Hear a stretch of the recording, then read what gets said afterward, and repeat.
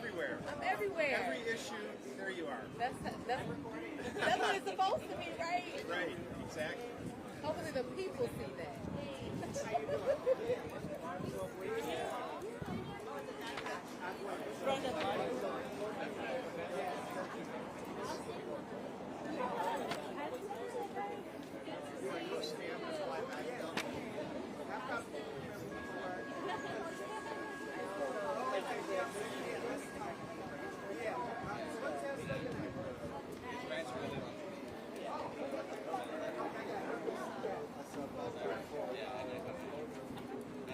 If you want to just like share this video, I think it's got photos. And then do you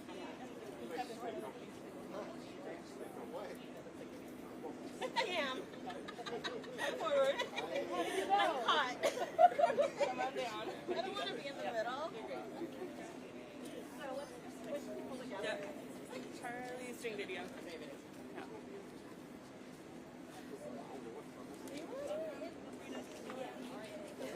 Everybody gets a shot. Okay. Right. Okay, Denise and Aru, if y'all want to come over here with us.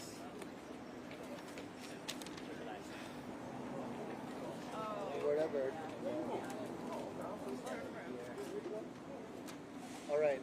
Do you get us all in this shot? Does it work? We don't have a mic, but the sound level okay? We're going to have to speak up, all right? Speak into the mic, okay. They want you closer to the podium. All right. Well, welcome everyone. Thank you so much for coming. My name is Ricardo Perez. I use him and his pronouns. I work as a coalition organizer with the Alliance, help staff the Blue Line Coalition, and I also serve as the chair for the Anti-Displacement Community Prosperity Program Board. And we're here today because for us, from day one, Anti-Displacement is presenting an avenue on how we can change the known outcomes of what happens when you build a mega transit development project through our communities and our neighborhoods. From day one, this has been a collaboration between government agencies, philanthropy, community members, small businesses, nonprofit sector, to co-create a pathway towards implementing the recommendations that we help co-create. We're here to let you all know that we're very concerned about where we're standing with this initiative and what's happening with the Blue Line Extension project. Recently, we were about to release an RFP to request proposals to start distributing $10 million that the state gave our board for the purposes of anti-displacement. And soon before the RFP went out, Hennepin County informed us that they needed to apply certain processes and procedures to our idea of distributing the dollars that put at risk our initiative. Very specifically, the county is expecting that the community members or businesses that apply have high cover of insurance, and also that they will be reimbursed from their expenses rather than being awarded the money directly to them. For us, it's very clear. These dollars don't belong to Hennepin County. They were awarded to our board. And we are the experts that know what needs to be funded so we can get to the outcomes that we need. So, and then in the other hand, the Blue Line Extension project was supposed to meet today. And we came out regardless of the meeting cancellation. We were here to learn about the impacts of the project and how the project was going to solve or mitigate those impacts.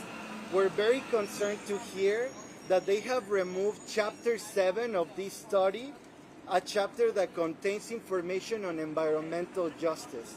So these two things combined get us very worried about how are our communities going to ensure not to be displaced, but that they can thrive as a result of what's happening. So all that being said, I'll pass the mic to my peer KB to share some insights about what's happening with anti-displacement. Hi, I'm KB Brown, owner of Wolfpack Promotionals. I'm a business owner on the corridor. I want to start by saying the betrayal of Hennepin County has been the biggest issue for me. The announcement at the 11th hour of their processes, these processes that have been in place for decades, that have excluded the people that will be displaced. We've had no actual progress with the county. They refuse to actually adhere to what the legislation says that gave us the authority to have this money. In that said, the Blue Line has been going on for years. It's been going on for years. Everyone here has been working with them to try to make this the best project possible for the community and allow the project to succeed. At the 11th hour, being told that we all of a sudden had to have insurance, my lived experience with it is I have a contract with Hennepin County, and I was told I need advertising insurance.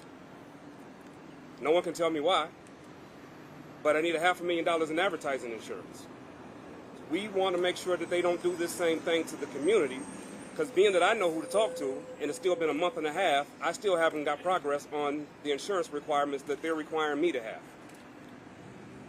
We want to make sure that the community gets everything that they need, and that's what this board is for. We want them to honor the purpose of this board. We want them to get out of the way, because as it sits right now, we make a decision, they have to approve the decision that we make. The legislation says we're the final decision makers. But if they have to approve a decision that we make, that means they're the final decision makers. So we would ask that the county just get the hell out the way. Go. Good afternoon. My name is Elizabeth Coco. I am the Vice Chair of the Anti-Displacement Community Prosperity Program Board alongside Ricardo Perez. And I'm also representing the Northside Funders Group, which is a collaborative of foundations that for over 15 years has been working specifically in North Minneapolis supporting economic development efforts and youth development. So we bring a huge commitment to specifically the North Minneapolis community, but we do understand the impact along the whole corridor and the communities that are being promised they have the most to gain, but actually also have the most to lose if this project doesn't move forward in the way that we know it should, the way that the money was intended to move forward, meaning that it needs to get to the people who need it the most, right? So from a philanthropic perspective, I can say that we have seen examples across the country and including across the river in St. Paul where philanthropy showed up in significant ways, raising tens of millions of dollars to fill in gaps that we know public funds can't fill. You know, we're not asking for things that are unreasonable. We understand that public funds have some strings attached, and we can work within that as long as we feel like the partnership is solid and that we're going to move forward with intention, integrity, and values. So I'm here not only to stand with all of these incredible, passionate, and courageous folks who are here fighting for community. I'm also here to call out that all of the system players, including corridor cities, including the county, including Met Council, including Metro Transit, show up in the way that they're supposed to. And I'm also going to challenge my philanthropic colleagues locally to pay attention to this, because what we do is we come back and try to clean up damage that was done, and right now we have the opportunity to be proactive and not cause the damage and the harm that we know comes from projects like these. So Northside Funders Group is standing solid with this group. We're committed to raising dollars to match the funds, to bridge resources where they're needed, and I'm going to invite my philanthropic colleagues to do the same. With that said, I'll pass it on to whomever is next. Thank you. Good afternoon. My name is Brandon Devongsa with the Lao Assistance Center of Minnesota. For over a decade, the Lao Assistance Center of Minnesota has been a partner with the Blue Line Coalition in our fight to advocate for the Lao and Southeast Asian communities in Minnesota, especially Minneapolis and Brooklyn Park along the corridor. It's been over 40 plus years that our community has come to the U.S. and we have struggled due to challenges in our systems, due to language barriers, cultural differences, and a lack of outreach from government partners to reach out to our communities and speak to our communities. With the Blue Line extension, we have taken these small steps to achieve equity through environmental justice and anti-displacement. However, in recent development, we have seen barrier after barrier in our progress that has started with removal of the environmental justice chapter in the final supplemental environmental impact study and the last minute changes to address these community things that we need aid in. How can we continue to trust our governmental partners when they make it harder for us to take care of our communities? The promises that we were told and that we shared with our communities have now become lies. This project was supposed to be a new beginning in trust, but we are now left with the same uncertainty and distrust that we see throughout past history. Our communities no longer just want to survive, but we want to thrive and become a beacon of hope in Minnesota that show that we all can work together to achieve a better tomorrow. But right now, we do not know. And with that, I will pass on to our next speaker. Good afternoon. My name is Krista Lucas, and I'm here with the Northside Residents Redevelopment Council, or NERC. NERC is the neighborhood organization for the Near North and Willard Hay neighborhoods. So we are right along the alignment of the Blue Line extension route. We have serious concerns about displacement occurring with this project because displacement is already occurring both with the previous alignment and the current alignment. NERC is working to keep residents and businesses right where they are, including paying off the mortgages of longtime residents in their 70s and 80s so that they can own their home free and clear before construction begins. What we need now is for all levels of government to not just discuss anti-displacement funding, but to actualize it. These funds need to be accessible to the community who are already facing displacement pressures and have an understanding of what the solutions are.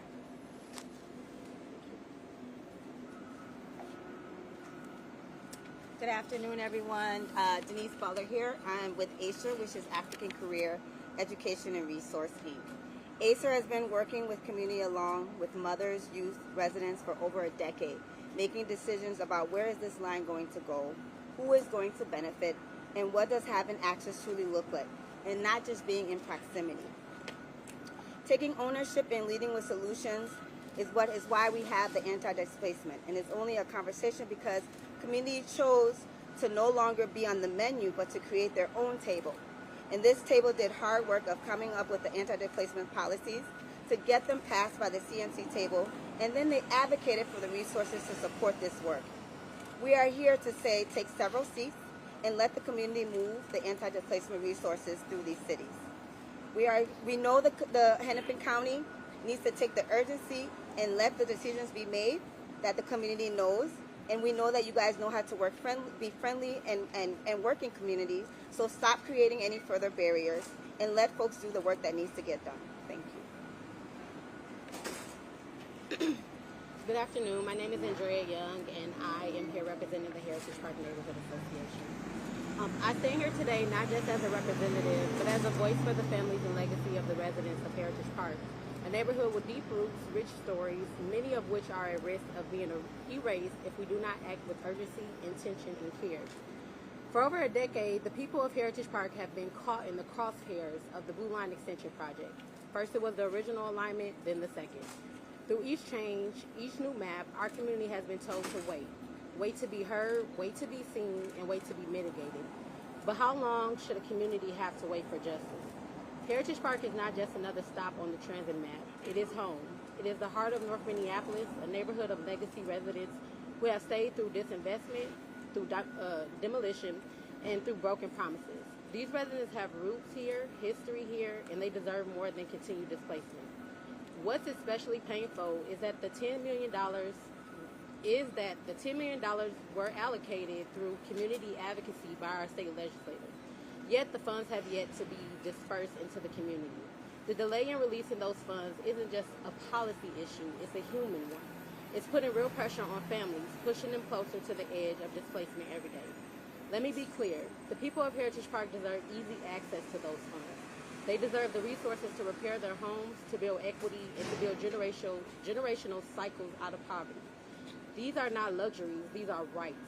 Our community deserves investment without displacement. We deserve infrastructure that does not uproot us. We deserve transit that connects us, not divides us. And above all, we deserve a future where displacement does not continue to come at the cost of community survival. Let's honor the legacy of Heritage Park, not by replacing it, but by reinvesting in it. Not by moving people out, but by helping them stay and thrive. Release the funds immediately. That was our last speaker that we have prepared. I do also want to invite you to come with us to the next Anti-Displacement Board meeting, which is scheduled to take place on August 14th at 1:30 p.m. at North Point. The address is... 1256 Penn. There you go. Room 502. And if you have any questions, we can field them. So, yeah, baby. In terms of the option of getting another authorizer or a fiscal manager, what is the county telling you in terms of a willingness to consider that? Sure. So, given the information we received on the barriers of insurance and reimbursement, we are exploring all alternatives to help us distribute the dollars, including working with a third-party administrator. A very concerning thing for us, and that's partially why we're here, is that Hennepin County is telling us that some of these actions can take up to 60 weeks, which is unacceptable given the timeline of displacement which is already occurring. Weeks or months? Weeks. Weeks. Okay.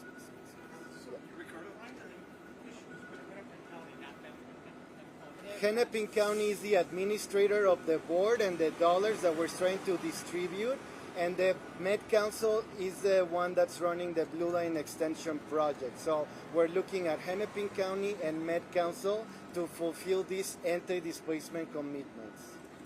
Ricardo, Eric with Channel 5. You all for years now as a recovering have been using your voices to try to shape the direction of this project. As I'm sure you know, there are stakeholders with maybe slightly different interests who want to kill this project. Is there a point of no return for maybe you and your colleagues? Do you still support building this extension?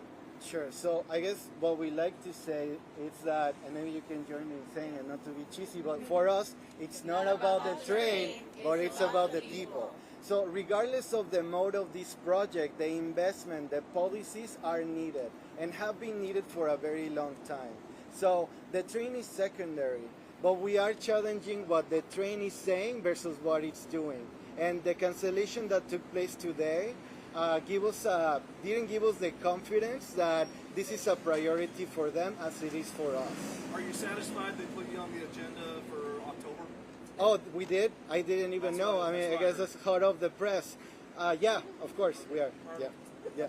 Please keep in mind also that the damage from the train. Yeah, please.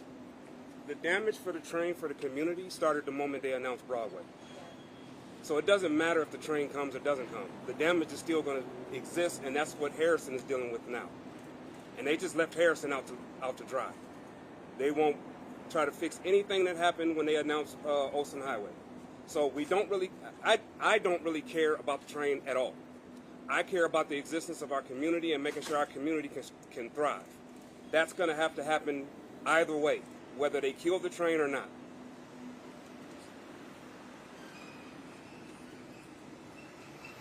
Anything else comes to mind? Well, thank you for coming and your coverage. And again, hope to see you on August 14 as well. If you do come up with any questions, you should have our contact information. So, all right, thank you all. Thank you. bundle together and say that it's not about the train, it's about the people. One, two, three. It's not About the train. I wasn't for other people. Okay, Charlie, I wasn't